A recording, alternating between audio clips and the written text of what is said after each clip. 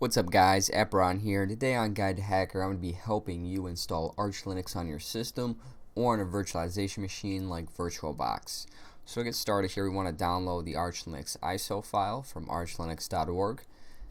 And you can do that by going to Arch Linux, just searching that up. It should be the first option, and then selecting download in the top right, either choosing the BitTorrent, the NetBoot, or the HTTP direct downloads, hopefully closest to your country.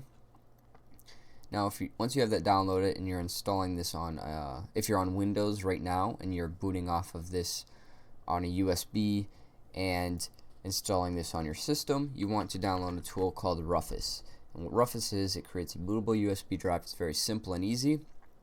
You just select the device here, go down to this disk image button, select the Arch Linux ISO, click Start, and then select the DD image mode when that pops up on your screen, not the default, the DD image mode. You could download this program down here, and it's definitely free.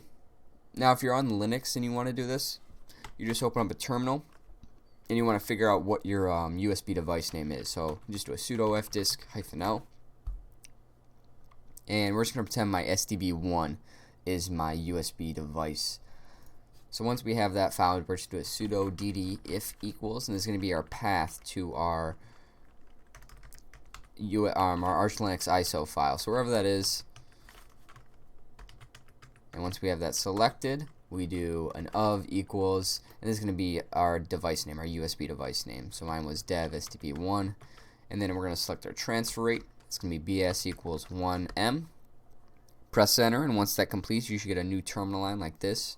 That means it's complete. You can reboot the system, and this includes if you're on Windows. Reboot the system, boot off the USB with the boot menu. If you don't know how to do that, you'll have to look up a different tutorial on how to do that. And you should be greeted with the Arch Linux screen we're about to see. So if you're doing this on VirtualBox, which I'm going to be doing because I can record off of this, or any virtualization machine, it's very simple. Just new, and the version is Arch Linux. That's the recommended amount. We're just going to do a little bit more because we might be doing something with this. Create a virtual hard disk. All the default options are fine. It's basically whatever you want to do. And we're going to select this in a different area. There we go. Create it and start it. And then we can select our Arch Linux ISO file right here. And we should boot up. So this should be the screen you are greeted with. I'll make this bigger for you guys. So this is the screen everyone should be at right now. You're probably on a 64 or 32-bit desktop or laptop, so the first option will do just fine. So we'll do that, and we're running off the Arch Linux ISO right now, getting ready to install our system. So to install your system, you have to have internet connection. Now, if you're on Ethernet, DHCP is automatically enabled, and you should automatically get an IP. You could do ping and then google.com, and then we get a response. So you could do Control-C to stop. So we got a response, we got internet connection. Now, if you're on Wi-Fi, you got to figure out your wireless adapter name. So just do an IP space link. I don't have a wireless adapter. I have an Ethernet adapter, and that's the EMP0S3. Ethernet, the first thing it would start with is E. For wireless, you guessed it, it starts with W. So whatever it is, do a Wi-Fi -menu with an O option, and then WLO1, for example. Whatever it is, go through, you should have internet. Moving on, this tutorial will be focused on the legacy BIOS installation, not the UEFI. To figure out if you have UEFI or not, you do an EFI var -L. If you get an error like I do, you can follow this tutorial and install Arch Linux this way. If you get results back, you will have to either look at my later tutorial that I will be making later on if I've not, or look up a different tutorial on doing this. It's a little bit different, but just installing the grub and everything. But moving on, we want to figure out our device name. So just do a sudo fdisk-l. And as you can see, our dev SDA is the one we installed, the 40 gigabytes. That's what we left for VirtualBox. So we're going to do a cf disk with dev SDA. We're going to select the DOS label type, and we are in, so we can start partitioning our drives. So we're going to do new, and we're going to select our swap partition. Now what swap is in Linux is the off-sided memory. Pretty much when you lock your screen or you have too many apps running, those will be moved to the swap partition to save battery, or too many apps running, your RAM can't handle it. So there's a lot of debate on how much you should have. I like to keep things simple. If you have a lot of space, use the same amount of RAM you have. If you don't, like I do, I only have 40 gigabytes, I'm going to use half. And either one's fine. Not having a swap partition is fine. Having whatever amount, it's fine. It's whatever you want to do. But this is what I recommend. So we don't have a lot of space. We're going to do 2 gigabytes with a primary. And then go down to this left, the rest of the free space, and we're going to create our home and root partition in one. Some people like to separate it. We're going to keep it all in one, keep things simple. And I don't mind it all being in one at all. But if you do, again, you're going to have to look up how to do it a different way. But just do this first, figure out if you like it. So we have 2 partitions here, very simple, and we're just going to do the files, our root partition or home. We're going to mark that bootable, so we're going to toggle that. We have the asterisk under the boot of SDA2, and then go to SDA1 and go over to type. Go up 1 spot, and you should be at 82, Linux swap, and select that. Now we can write, enter yes, and quit. So we got that partition. Now we need to format our devices. So we do that with the mkfs command. So we just do a dot and then whatever our file extension is. So ext4 works for me. I think that's a very good file extension to use. And then this is going to be our root or home partition file system, wherever we're booting off of. So that's going to be dev sda2. Very quick, because it's only 38 gigabytes. Now we need to format our swap. Again, skip this step if you didn't create a swap. But it's going to be mk swap, no period there, and it's dev sda1 or wherever your swap is. And then we need to turn it on with swap on, and then again the same device name. So that's all turned on. Now we can mount in our drives so we can actually start installing stuff and configuring it to our likings. So we do that with a mount command, and then again whatever your root partition is. So mine's dev sda2, and then we're going to mount that to our mnt folder. So that's the mount folder. So that's mounted, and now we can start installing the packages that we need, the base components and the development packages to run a desktop environment. And these basically you will need for anything. They're very, very helpful tools. So we do that with the pack strap, and we're going to use an I option, and this is going to be installed in our /mnt. And we're going to install 2 components really, the base and then space base-devel. So 2 packages pretty much. Well, base has tons of packages inside of it, and base-devel does too. But we install that, it's going to synchronize, and we can choose which ones to install. I recommend all of them. All of them are great. They're all base Linux components really, and they all work. They all do something unique, and again, it's your system, do whatever you want, but I recommend all, and we'll be back when this is finished. Just pause the video, and once you're finished we can continue. Alright, we're back. Hopefully no errors. We got coffee. Well, we had coffee because that took longer than expected. So we had coffee, and now we're done. We can start configuring our system to our liking. So everything's installed that we pretty much need. But moving on, we want to generate our Fstab file. And what this basically says is it tells our our system where our devices are. Our swap, our actual root partition, our home if we had one, so on and so on. So we do that with the gen fstab command. We're just going to tack on a capital U option and then a P option. And then again, we're not in our system actually, so we're going to have to do a /mnt. And then we do a greater, or 2 greater than signs. Yep, 2 greater than signs. So we're writing that to our mount etc Fstab. And if you want to nano that same directory, mount etc Fstab. And what Nano is a terminal text-based editor. So we go into there. As you can see, we create the file, and it just tells, SDA2 is my ext4, and SDA1 is my swap. So that's basically it. And Control X to exit. So that's that file, and we're pretty much done with that. So we're going to go into our system and start configuring stuff. We do that with the arch chroot, and then we do a /mnt because this is our mount folder. So we're going in, and we should be in our system. So we're in our system right now. First thing I like to do is set a password, right? passwd to set it. Enter in a very secure password. Type it in twice just to make sure you didn't retype up. And this is why you type it in twice. Even though I hate it, this is why you do it, because you type it in wrong. Hopefully I can type. There we go. We can type today. So we got our password set. Now we're going to edit our locale.gen. So do that by nano etc locale.gen. And this is our language file.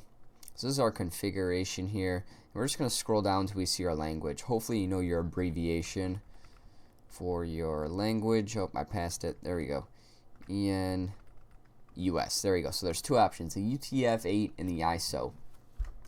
You want to delete the comment signs or the hashtags or pound signs, whatever you want to call them, from the two UTF-8 and the ISO options corresponding with your language. So delete those, and you just want to do Control X to exit, and you want to save it by pressing Y, and then enter to write the same file name so it overwrites. And that's how that's going to work with Nano. So we got that, and now we can start generating it with a locale-gen. As you can see, it generated our two files that we unchecked or deleted the comments. And now we need to write our language to the locale.configuration or conf. We do that by doing echo lang in all caps en_us. Again, it's whatever your language is here. And then we're going to do the UTF-8 option. And then we're going to do a greater than sign to write it to. So we're writing this file to etc locale.conf for configuration again. So we got that there. And if you want to check to make sure everything's there, you can nano that same location. Now we're going to export a language. So we do that with the export command. Lang. Again, whatever your language is, en_us, and then again the UTF-8 option. UTF-8. That's exported. Now what we're going to do is set our host name. This is what other computers are going to see our computer name as. So we do that with echo and whatever our host name is. So mine's going to be guide to hacker. Greater than sign to write it. We're going to write it to etc host name. And now we're going to edit the etc hosts file. And this is our static lookup table. And we're just going to go to the end of 127.0.0.1. Really the end of localhost at the end of that line. Enter tab. And then whatever your host name is. Just like that. And then remember again, Control X, Y, enter. To save it and overwrite the file. So you got that set. Now what we're going to do is link our time zone to the etc local time, so it sets our time and everything. We do that with the ln command, and we're going to add the s option to it, and this is going to be in our user share zone info. And then press tab twice, and a bunch of countries should pop up. Again, type in the one that you want to be in that time zone with. So mine's going to be US, right? Tab 3 times, whatever, or 2, and we go deeper into the file, and mine's going to be Eastern. And tab, it gives us a space. So that's how we know it's complete. And now we're going to link the US Eastern file to etc local time. So these are going to link these two files together to basically mean the same exact thing. So that's linked. And now we need to set our time to UTC. Arch recommends this. I don't really understand why. I guess it's less buggy, but Windows doesn't use this, but we're going to use UTF, and this is what the wiki recommends. I've always used it on this system, and no bugs or glitches or anything dealing with that, so it is less buggy, I guess. So we do that with the HW clock, and then 2 hyphens, and it's going to be SYSTOHC, and then 2 hyphens again, and it's going to be UTC. And that's going to set our clock to UTC. And we are set with configuring our system. Again, this is just the base stuff. Now we need to install grub and everything, our bootloader. And before I get too in-depth in this, if you are on wireless, or are going to be using wireless, whatever you're doing, if you're never using wireless, like I'm never going to be using wireless on this desktop, but on my laptop I'm definitely going to be using wireless, you want to do a Pacman S, the capital S option, and you're going to want to install WPA supplicant, so _ supplicant, and then space dialog. So these 2 packages, these were automatically on the Arch Linux ISO, but it's not on your system. Again, Arch Linux is just the base, it doesn't include extra packages at all. It's nothing really. So if you want wireless to work, you're going to have to install these 2 packages. So we won't have wireless on here, so we won't install those. But if you want to, it doesn't hurt. So moving on, we're going to use Pacman -S again, and this is our Pacman manager, so it's the package manager, and this is what we install with in Arch Linux. So this is how we install packages from the repositories we include in our files. So we do that just by typing grub, and we're going to install grub. It's very fast and easy. I'm going to let that install, and we just have a couple of commands to configure that grub. So we do that with grub install. So we're going to install it, grub-install. We're going to recheck it, so _recheck, and then whatever your device name is, so dev SDA. Don't put a number next to it. Remember, it's the whole drive, so to say. Lack of a better word, drive, right? No number, just the letter. So we install it.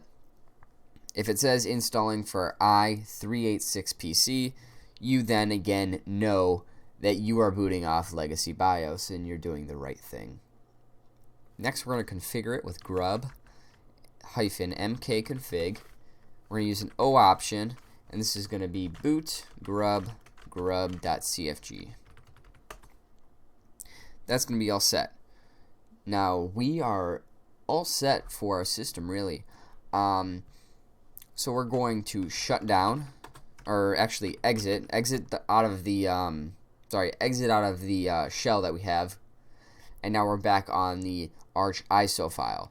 We want to unmount, so umount with the R option. I just use the R option to unmount everything, just in case you have a home partition too.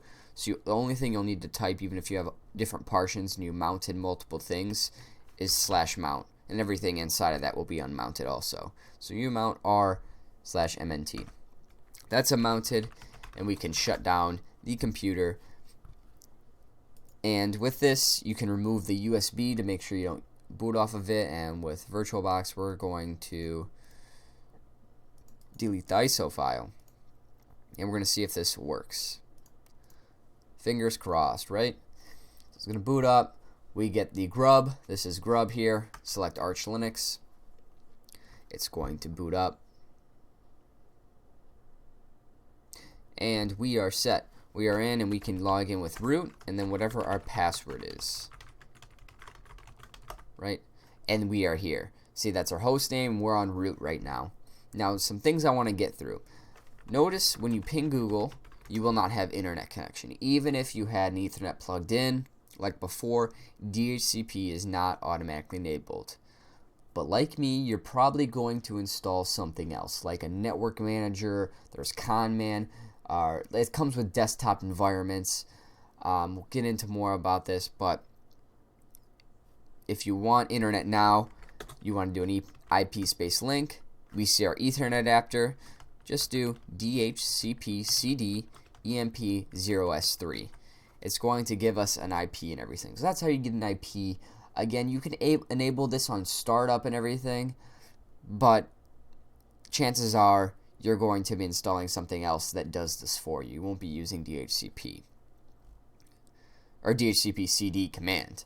So that's how you get an IP, and as you can see, we can ping Google and we get a response. Control C to cancel that. So we got a response. We're in Google. Now we want to, or not in Google, but we got a response from Google. We're in our system, and we want to create a user, an admin user that's not root, because running on your root account is probably the worst thing you could do. Do not run on root. We're just configuring kind of the system. We're going to add our user, log out, go into our root, and all that good stuff will be done. So we do that with the user add command. Do the M and then capital G, and this is going to be whatever groups we want. I just like to include the one group called wheel, and that's pretty much administrator in Arch. So that's wheel group space S. That's gonna be /bin bash, and then whatever your username is. So we're just gonna do Apparon for me.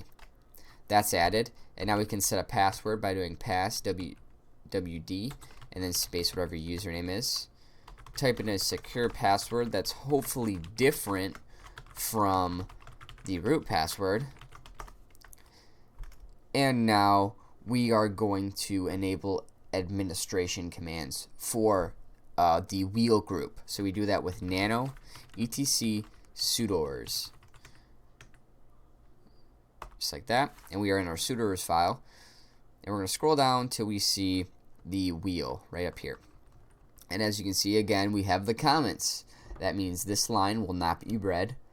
But if we delete the comments, just like this, to the wheel group, it means the wheel can execute any command if they include sudo in front of it. Again, you can do the same thing down here without a password. It's whatever whatever you want to do. So Control X, Y, Enter. That's all set. So now I want to, that would work. Yep, log out. And we are going to log in to our user. That's all set. So we're in there. We're good. We have our system. It obviously doesn't look pretty at all, but I want to redirect you to a site that can help you make your system look like an actual system, like mine does now. This is Arch Linux right here, and this is XFC4, more precisely customized to my likings. So you just Arch Linux wiki. And whatever you want to do is going to be on this wiki. It's wiki.archlinux.org. Again, this is going to be the spot where you learn everything else. It's too big and not complicated, but it's just too big to talk about, Just talking about one different operating system is enough, or XFC4, the one I have, would just be a whole video. Again, it's whatever you want to do. I don't want to just Arch Linux is supposed to be about customizing it the way you want it to be customized. So you got an installation guide here. If something went wrong, you have general recommendations, a list of applications that are very nice. Sometimes you forget applications that you'll later on need, so just installing stuff now. Whatever you need to. But going back, just type in Arch Linux and then desktop environment. Right here, the first Arch Wiki is the desktop environment. This is the graphical interface. Again, you have tons of different options, unofficially supported, tons of options, and they have their good and bad side to everything. If you want to be more simple, you can just do a window manager. Again, a whole list of different operating systems you can just run off of, or combine it with a desktop environment, whatever you want to do. Again, it's your system. You can have a start screen. It's all here. It's very simple. There's other tutorials on it. Look it up, guys. It's good to do your research on your own. But thanks again for watching. If you have any questions or problems, email me or comment below. I'll be glad to help you out or redirect you to somewhere where that question is already answered, so I don't have to type it out again and again and again. But thanks again, guys, for watching. I'll see you next time.